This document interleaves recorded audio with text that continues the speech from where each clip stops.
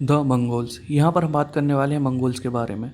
तो अगर हम पास्टरल और हंटर गैदरर ट्राइब की हिस्ट्री को उठा के देखें तो सबसे ज़्यादा नाम किसका निकल कर सामने आता है, ये आता है मंगोल्स का। मंगोल्स ये काफ़ी इनफेमस हुए। क्यों हुए ये आगे चलकर आपको मैं बताने वाला हूँ। ये इनहेबिटेट करते थे ग्रासलैंड को ऑफ सेंट्रल एशिया। जो सेंट्रल एशिया के घास के मैदान थे ये वहाँ पर रहते थे, जिसे स्टेप्स भी कहा जाता है। और कुछ एरिया इन्होंने फॉरेस्टेड भी ऑक्यूपाई कर रखा था जो कि इनके नॉर्थ में था। तो हम बात करने वाले हैं उस टॉपिक की जिसकी वजह से ये इनफेमस यानी कुख्यात।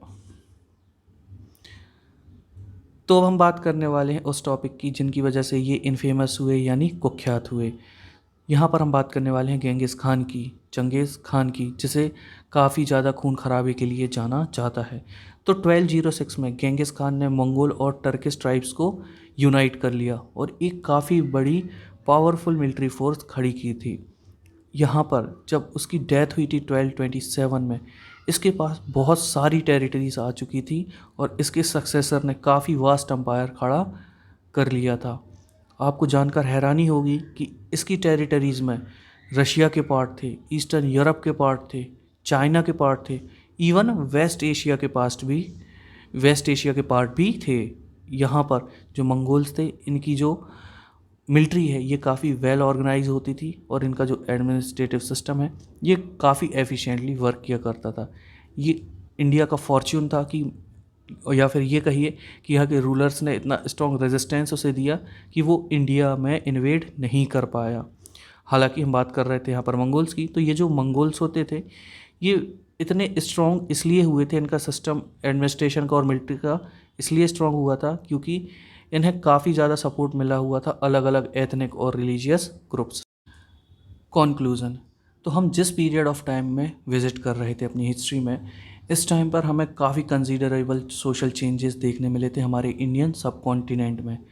हमें बर्न वेस्ड सोसाइटी देखने मिली, हमें ट्राइबल पीपल देखने मिले।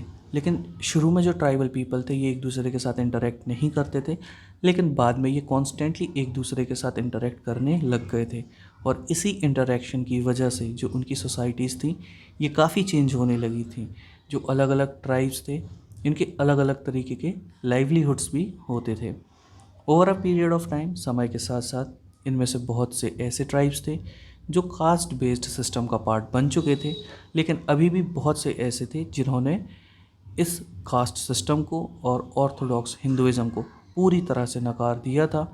इसी के साथ साथ कुछ ऐसे ट्राइब्स भी थे जिनका स्टेट काफ़ी पावरफुल हो चुका था, उनके राज्य काफ़ी शक्तिशाली हो चुके थे और इनके यहाँ पर जो एडमिनिस्ट्रेटिव सिस्टम है ये भी काफ़ी वेल ऑर्गेनाइज हुआ करता था और इसी वजह से ये धीरे धीरे पॉलिटिकली काफ़ी पावरफुल हो चुके थे।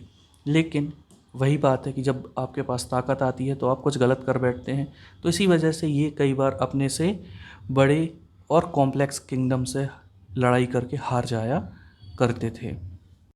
So this is the end of part 2। I hope आपको ये वीडियो पसंद आया होगा। अगर आप कुछ भी कहना चाहते हैं तो नीचे कमेंट बॉक्स आपके लिए खुला हुआ है। प्लीज़ वीडियो को लाइक कीजिए, अपने दोस्तों के साथ शेयर कीजिए, हमारे चैनल को सब्सक्राइब कीजिए। पढ़ते रहिए, खुश रहिए। I am Manav, signing off. Thank you.